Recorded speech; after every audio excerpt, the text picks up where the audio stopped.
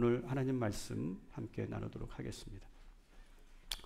마태복음 5장 21절부터 48절까지 말씀인데요.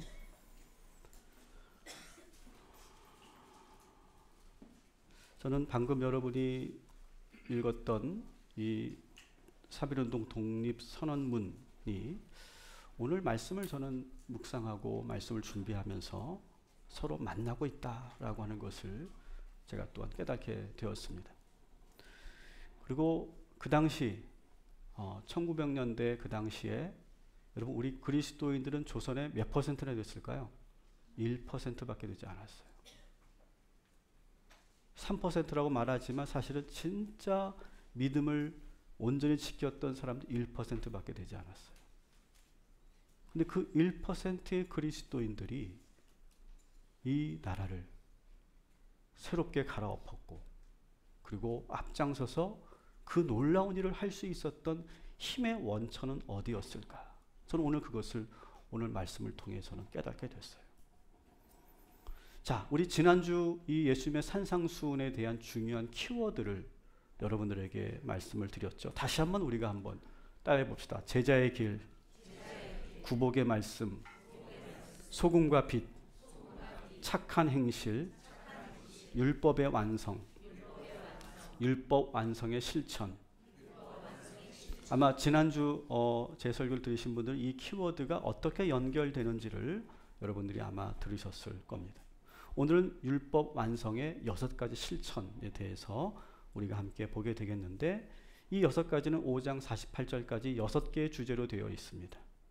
성내지 말라, 성적 유혹에 넘어지지 말라, 사랑의 약속을 저버리지 말라, 맹세하지 말라, 보복하지 말라, 원수를 사랑하라.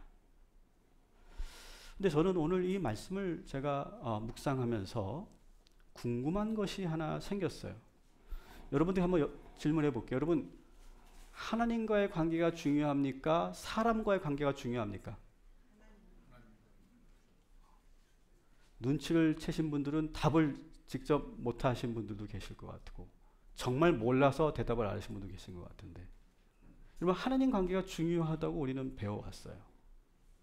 자, 그렇다면 여러분, 오늘 예수님께서 율법의 완성을 지금 예를 드시고 계시는데, 여러분, 이 6가지, 여러분이 좀 전에 보았던 이 6가지는 하나님과의 관계에 대한 말씀입니까? 사람의 관계에 대한 말씀입니까?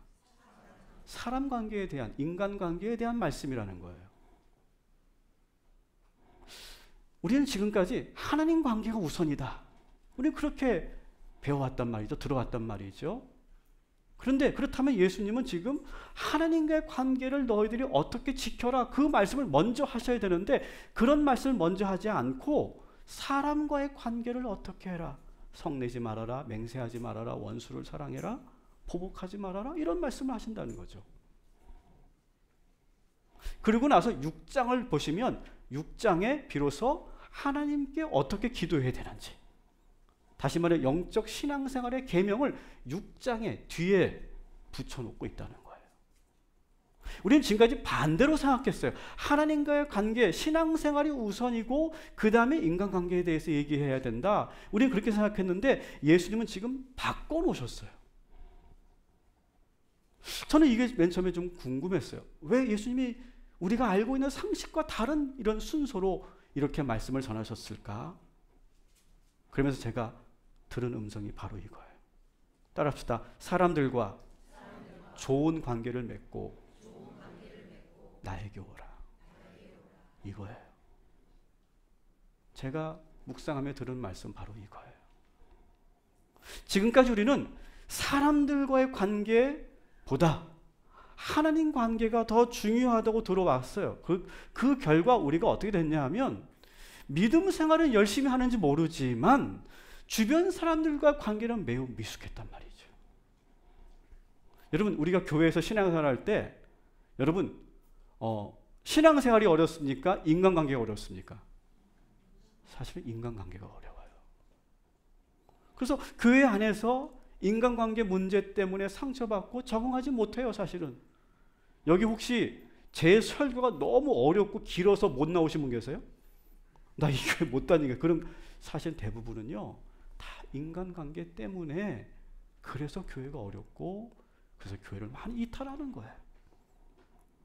더구나 우리들은요, 우리 그리스도인들은 솔직히 한번 우리 얘기해 봅시다. 여러분, 세상에서 우리가 인간관계를 여러분 잘하고 계십니까? 우리는 참 많이 서툴러요. 많이 실수를 한단 말이죠. 그래서 오늘 예수님은 6가지 이 실천 계명을 통해 어떻게 사람들과의 관계를 맺어야 하는지를 가르쳐 주시고, 그리고 그 뒤에 신앙생활의 계명을 말씀하고 계신다라고 하는 것을 여러분 기억하시기 바랍니다. 자, 그래서 오늘 5장 21절부터 48절까지는 아주 동일한 패턴이 하나 있어요. 문장의 패턴이 어떻게 되어 있냐면, 처음에는 먼저 기존의 유대인이 지켰던 율법을 인용하십니다. 이렇게 인용하시고 나서 그 다음에 바로 그러나 나는 너희들에게 말한다, 이렇게 말씀하시면서 기존에 있던 율법보다 더 높은 기준의 계명을 선포하세요.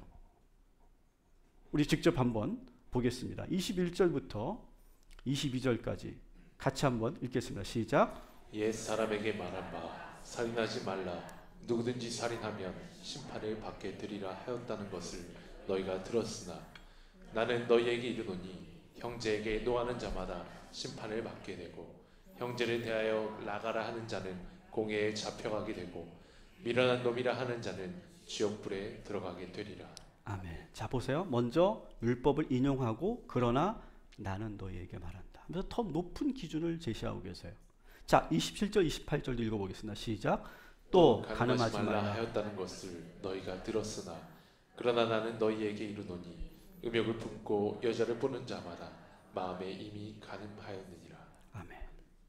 자, 그 밖에도 그 뒤에 보면 옛 율법을 보면 함부로 맹세하지 말고 맹세했으면 반드시 지켜라 이렇게 말했는데, 그러나 나는 너에게 말한다, 절대로 하늘의 이름으로 맹세하지 말아라 이렇게 말해요. 그리고 43절부터 48절에는 율법에는 내 이웃을 사랑하고 원수를 미워하라고 율법에 써 있느냐? 그러나 나는 너에게 말한다, 내 원수를 사랑하라. 다시 정리해서 말씀드리면 옛 율법을 인용하시고 그러나 나는 너희에게 말한다 이렇게 말씀하시고 더 높은 기준의 계명을 우리에게 말씀하세요. 이미 예수님께서는 5장 20절에 이런 말씀을 하셨죠. 우리 다시 한번 이 말씀을 읽어볼게요. 시작. 너희 의가 서기관과 바리새인보다 더 낫지 못하면 결코 천국에 들어가지 못하리라. 아멘. 여러분, 예수님은 바리새인들보다 더 높은 기준의 계명을 지키는 사람들이 그리스도인이다 이렇게 말씀하시는 거예요.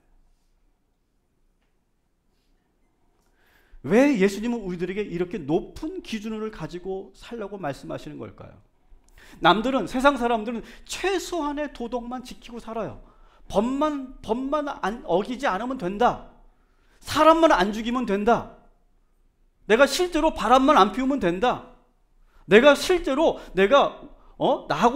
나의 이웃은 사랑하지만 원수를 어떻게 사랑해? 그거는 불가능해. 이렇게 말하는데 예수님은 원수도 사랑하고 마음으로 품은 미움도 사람을 죽이는 것이다. 이렇게 높은 기준을 가지고 살라는 거예요.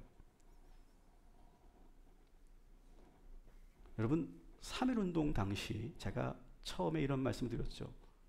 왜 기독교인들이 그렇게 앞장서고 선봉에 섰을까요?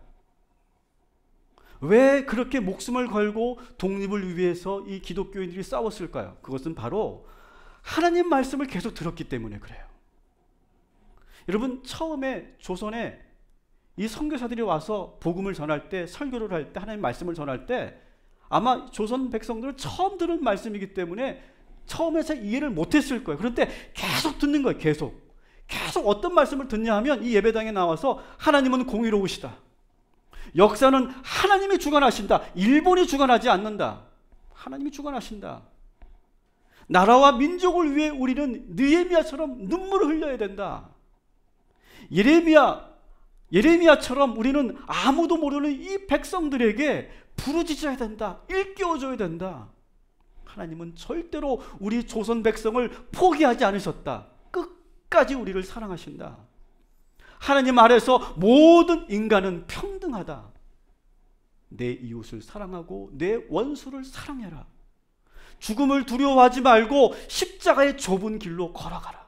이 말씀을 계속 듣는 거예요. 지금 여러분이 듣고 있는 것처럼 계속 듣고 또 듣고 또 듣는 거예요. 그 당시 세상 사람들은 먹고 살기 바빴고 이 혼란한 세상에 어떻게 하면 살아남을까 그것만 고민하고 있을 때 그리스도인들은 교회에 나와서 이런 말씀을 계속 듣는 거예요. 계속 듣고 또 듣는 거예요. 그러다 보니까 이 성도들이 이 세상을 살면서도 쉽게 섞이지가 못하는 거예요. 물들지 않는 거예요.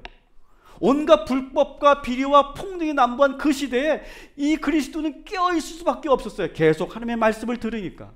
그러면서 높은 도덕적 기준으로 살았기 때문에 현실에 쉽게 타협할 수가 없었던 거예요. 그리고 분노하고 저항할 수밖에 없었던 거예요. 오늘 오후에 우리가 보기로 했던 이 영화 한거라는 영화는 유관순의 영화죠. 18살의 어린 소녀가 민족의 열사가 되는 그 과정을 그리고 있는 영화입니다. 원래 이 유관순은 공주에서 태어났어요. 근데 샤프 선교사를 만나면서 이 유관순이 공주 명선 여학당을 다니다가 상급학교를 진학합니다. 서울의 이여학당을 진학하게 돼요. 근데 그 옆에 정동감리교회가 있었어요. 그 정동감리교회를 다니면서 그 당시 담임 목사님이 있었던 손정도 목사님을 통해서 계속 하나님의 말씀을 듣는 거예요. 계속 이 말씀을 들으니까 이 어린 소녀가 또래 여학생들답지 않게 이런 고민을 합니다. 하나님이 우리 민족에게 지금 하시는 말씀이 무엇일까? 내가 이 식민지 나라에서 살아가는 그리스도인으로서 나는 어떤 삶을 살아야 할까? 18살밖에 되지 않은 이 어린 소녀가 그런 고민을 하더라는 거예요. 말씀을 계속 들으니까. 서울에서 일어난 이 만세운동 때문에 일제가 다 서울에 있는 학교를 다 휴교령을 내립니다. 그래서 유관순이 고향 공주로 내려가서 거기서 가만히 있지 않고 여러 교회와 학교를 다니면서 서울에서 지금 만세운동이 일어났다는 것을 소식을 전해요. 그 영향으로 한 달 뒤에 음력 3월 1일에 아운의 장터에서 만세 시운동을 일으킵니다. 그때 유관순의 아버지 어머님이 총에 맞아 이제 돌아가시게 되죠. 그리고 유관순은 시위 주동자가 되어서 공주 교도소에 갇히게 돼요. 여러분, 이 어린 소녀가 18살이면 너무 어리잖아요. 이 어린 소녀가 이런 위대한 일을 할 수 있었던 것은 바로 신앙의 힘이었고 하나님의 말씀을 들었기 때문인 줄 믿습니다. 그래서 영화에서 마지막에 일본 순사가 이렇게 질문합니다. 유관순에게. 무엇 때문에 그렇게까지 하는 거요? 그 질문에 지금 이 장면처럼 아무 힘이 없이 누워있는 채 우리 관객들을 바라보고 있어요. 무엇 때문에 이렇게까지 하는 거예요?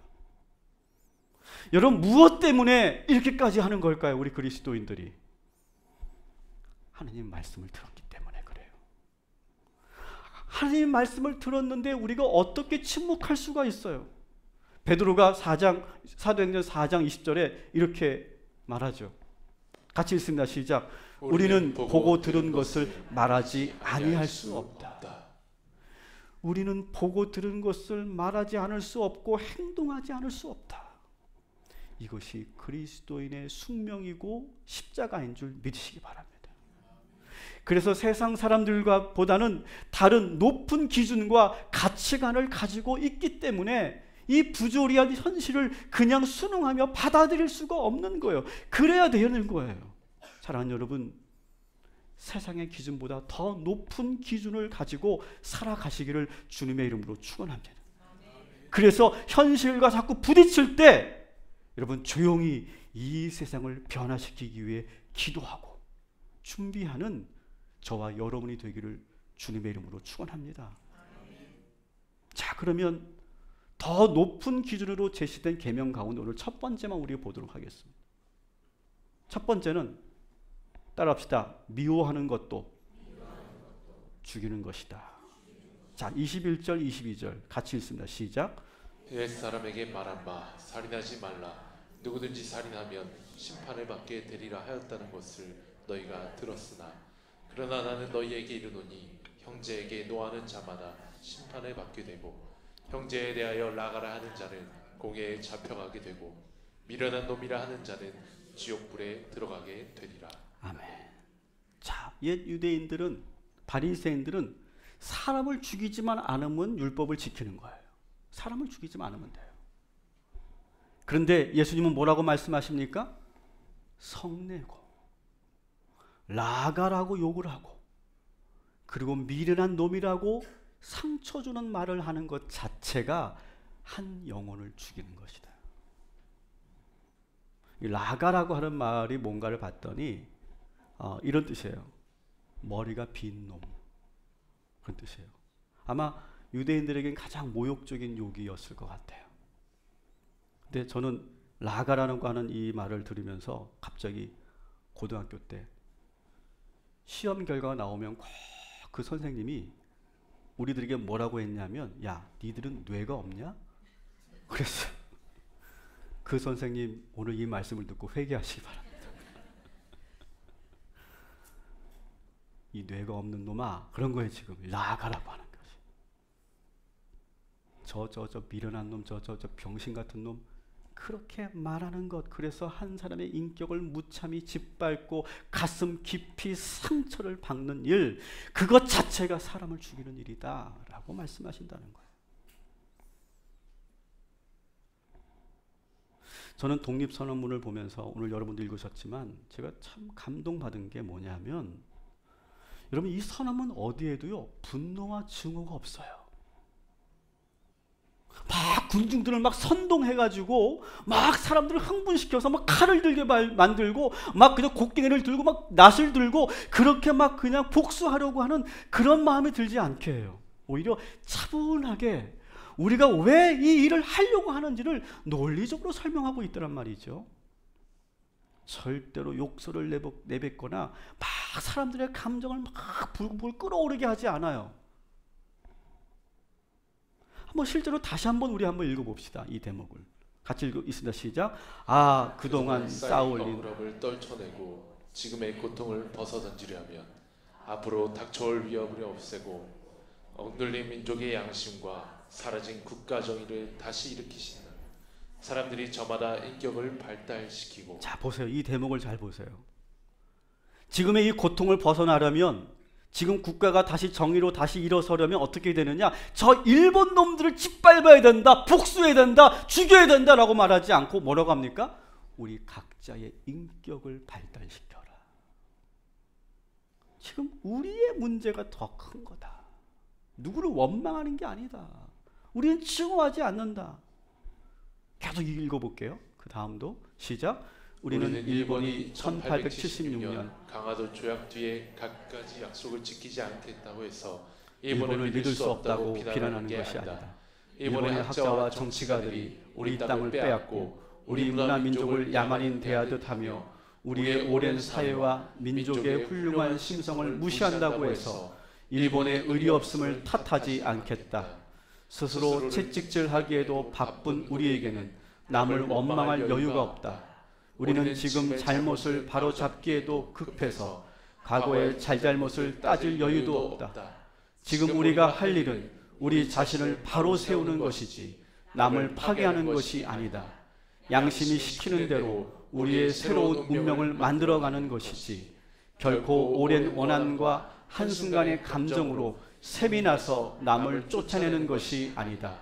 우리는 단지 낡은 생각과 낡은 세력에 사로잡힌 일본 정치인들이 공명심으로 희생시킨 불합리한 현실을 바로잡아 자연스럽고 올바른 세상으로 되돌리려는 것이다. 지금은 누구를 원망하고 남을 탓할 때가 아니라는 거예요. 지금 우리 자신을 바로 세워야 할 때라는 거예요. 그러면서 저항하면서도 그 일본인들을 미워하지 않아요. 원망하지 않으려고 왜 안 미웠겠어요? 왜 원망이 안 나오겠어요? 사람인데. 그런데 그걸 하지 않으려고 지금 억누르고 있는 거예요. 그리고 더 높은 기준을 세우고 그렇게 백성들에게 지금 선포하는 거예요. 그렇게 노력했기 때문에 3.1운동은 비폭력 운동이 되었고 평화 운동이 될 수 있었어요. 여러분 기억하시죠? 민족 대표 33인은요 다 종교인이었어요. 다 종교인이었어요. 16명이 기독교인, 그리고 다 목사님이셨고요. 15명이 천도교인, 2명이 불교인이었어요. 이 종교인들이 모였으니 이런 문장이 나오지 않았겠어요. 우리는 미워하지 않는다. 난 너희들을 원망하지 않고 증오하지 않는다. 지금 우리가 해야 될 것은 우리 자신을 돌아봐야 된다. 왜 우리에게 이런 일이 일어났는지 우리는 지금 심각하게 고민해야 된다. 그리고 다시 희망을 갖자. 이런 문장이 나오고 이렇게 백성들을 이끌어냈기 때문에 놀라운 일이 일어났던 거예요. 여러분, 안티 기독교인들 이런 말합니다. 이 땅에 개독들은 다 사라져라 그렇게 말하는데요. 여러분, 정말 우리 대한민국 역사에서 기독교가 없었다면 여러분 이 나라가 어떻게 됐을까요? 여러분, 오늘 저는 우리들이 이 3.1운동을 우리가 다시 한번 돌아보면서 먼저 우리가 하나님의 말씀을 들은 주의 성도로서 그 자긍심을 회복하게 되기를 주님의 이름으로 축원합니다. 여러분, 우리 교회의 역사는 나라와 민족을 살린 역사예요. 그리고 우리들에게도 그러한 사명이 주어져 있는 줄 믿습니다.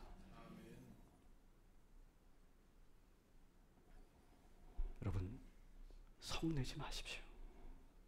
함부로 말하지 마십시오. 나가라고 욕설을 하지 마시고 미련한 놈이라고 바보 같은 놈이라고 병신 같은 놈이라고 여러분 했다면 오늘 이 시간 한 영혼의 인격을 그렇게 아프게 했다면 이 시간 회개하시기를 주님의 이름으로 축원합니다. 여기에 자유로울 사람 있어요, 여러분? 이 말씀에 나는 해당되지 않는다. 나는 이렇게 한 번도 해본 적이 없다. 아무도 없을 거예요.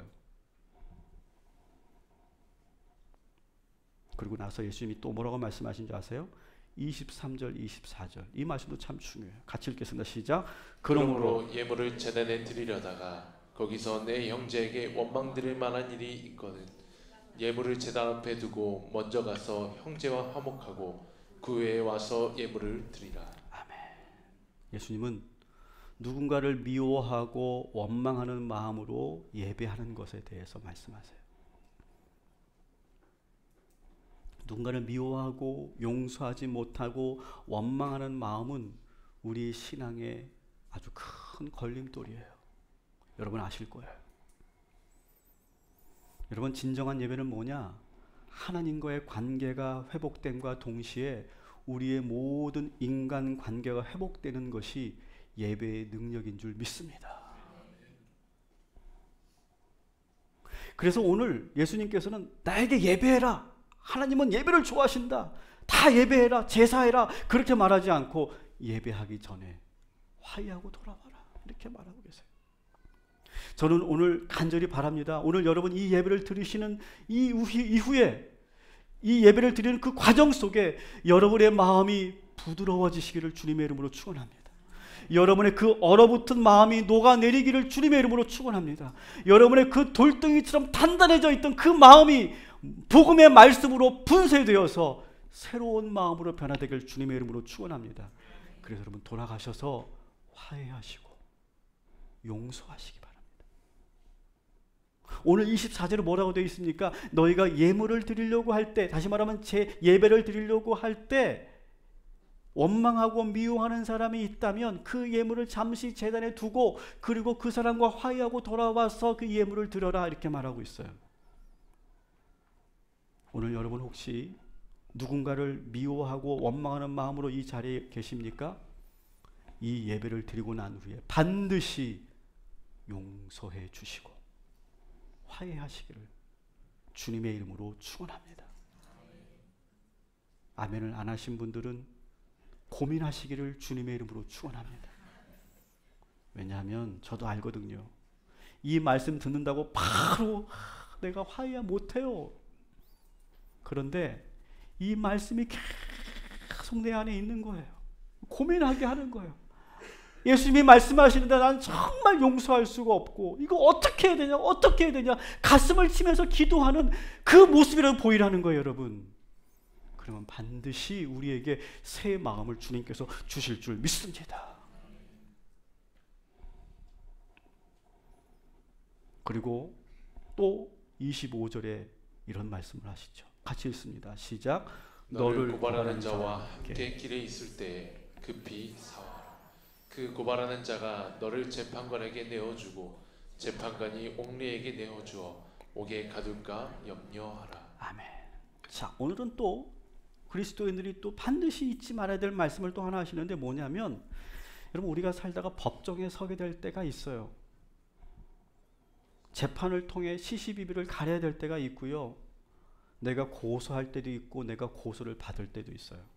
당할 때가 있어요. 현대 사회에서 어쩌면 이 모든 이 문제들은 불가피한 것인지 모르겠어요. 그러나 오늘 이 말씀으로 여러분 다시 한번 고민해 주시기 바랍니다. 여러분 누군가가 나를 고발해서 법정에 가게 될 때 오늘 뭐라고 하십니까? 얼른 그 사람과 화해해라. 사화가 뭐예요? 화해라는 말이에요. 화해. 끝까지 여러분 법정까지 가면 여러분 소송이 어떻게 될까요? 이게 한번 법정에 들어가면요 소송이 끊이질 않습니다. 1심에서 끝나는 경우가 없어요, 여러분. 재심하게 되고요, 다시 재판을 열게 되고요, 심지어는 대법원까지 가고요. 그것도 안 되면 성이 안 차고 됩니까? 헌법재판소까지 갑니다. 이런 일도 많이 있어요. 처음에 민사로 시작해요. 민사로 시작해서 이기잖아요. 그럼 형사 고발을 해요. 아예 그 사람을 감옥에 가두고 싶다는 거죠. 또 이렇게도 갑니다. 처음에는 형사 소송을 합니다. 그래서 거기서 이겨요. 그리고 그 사람이 구속이 되고 그 사람이 처벌을 받아요. 그러면 어떻게 합니까? 손해배상 청구를 합니다. 민사로 들어가서. 갈 때까지 가는 거죠. 우리들 마음에 그런 마음이 있어요. 아주. 그래서 한 사람의 인생을 완전히 내가 억울하니까 저 인간은 내가 완전히 이 세상에서 자리 잡지 못하도록 아주 짓밟아 버리겠다라고 하는 그런 마음이 그 재판을 하다 보면 들게 되더라는 거죠. 그 과정 속에서 시간과 돈은 엄청나게 허비가 되고 우리의 몸과 마음은 피폐해지고 만신창이가 되는 거예요. 이걸 예수님이 다 알고 계시는 거예요. 그래서 너희들이 그렇게 법정에 들어가기 전에 먼저 화해해라 말씀하시는 거예요. 저는 지금부터 제가 하려고 하는 말이 참 고민했었던 말이지만 저는 이 말씀을 저는 하려고 해요. 그리고 저는 이 말씀을 저는 꼭 그분들이 들었으면 좋겠어요. 여러분 우리 그리스도인들이요 법정에서 얼마나 많이 다투는지 몰라요. 오늘 이 25절의 말씀을 들었으면 우리가 그렇게 행동하겠어요? 여러분 제가 여러분들에게 무조건 재판하지 말아라 그런 말 드리는 게 아니에요. 하지만 오늘 이 말씀을 듣고 여러분 고민하고 돌아가셨으면 좋겠어요. 정말 여러분 마음속에 있죠? 내가 저 인간 내가 완전히 죽일 거야. 내가 완전히 그냥 싹을 내가 잘라놓을 거야. 그런 마음이 드는 그러한 대상이 있을 거예요. 그리고 어쩌면 그런 과정을 거치고 계신 분들이 계실지 모르겠어요. 하지만 오늘 이 예수님의 말씀을 들으시고 화해하고 타협하시고 꼭 그렇게 해 주시기를 부탁을 드립니다. 내 힘으로 용서할 수 없다면 하나님 주님 마음 주십시오. 그렇게 여러분 고민하셔야 돼요. 그래서 그것이 안 되면 이 대단에 나와서 기도하셔야 돼요.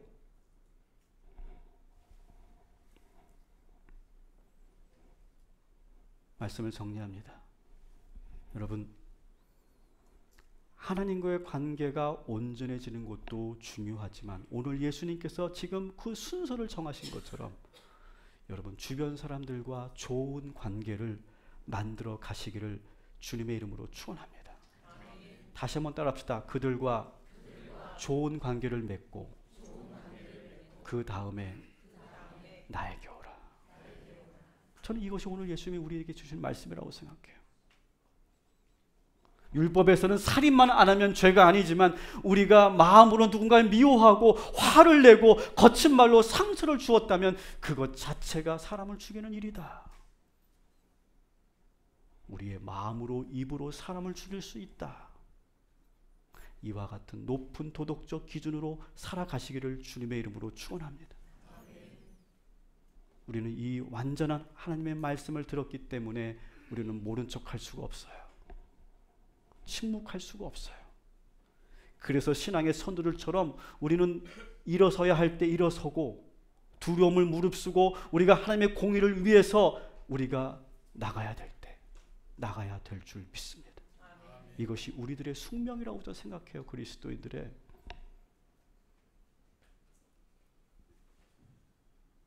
또다시 부탁드립니다. 예배를 마치고 돌아가셔서 여러분 꼭 화해하시기 바랍니다. 꼭 용서하시기 바랍니다.